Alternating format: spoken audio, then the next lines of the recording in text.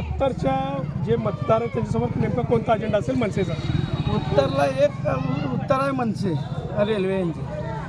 महिला म्हणजे माझ्या माता भगिनी नाही. मी कष्टकरी वंचित म्हणजे गरीब कुटुंबातून आलेला आहे आणि सर्वसामान्याच्या कुटुंबातल्या जे व्यथा आहे ते मला माहीत आहे. माझं का परिवार खूप मोठा नाही आहे.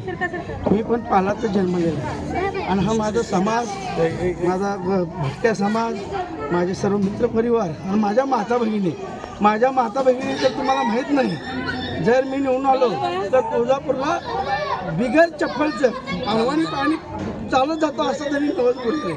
प्रत्येकाने आपापलं हे केलं. हा सर्व विश्वास सन्माननीय राजसाहेबांच्या विचारात.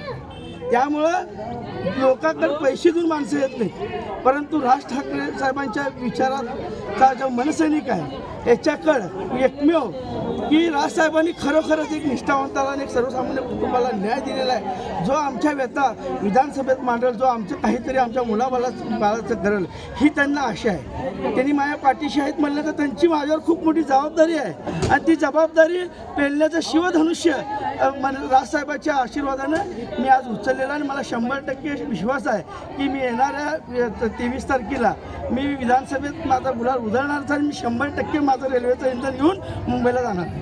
मनसेचा नेमका कोणता असा अजेंडा असणार आहे की ज्याच्या अनुषंगाने आपण उमेदवारांकडे मतदारांकडे जात आहोत? तुम्ही बघत आहात पूर्ण महाराष्ट्रामध्ये पूर्ण राजकीय चिखल झालेला आहे. मान्य राजसाहेब कायम हे सांगत आहेत.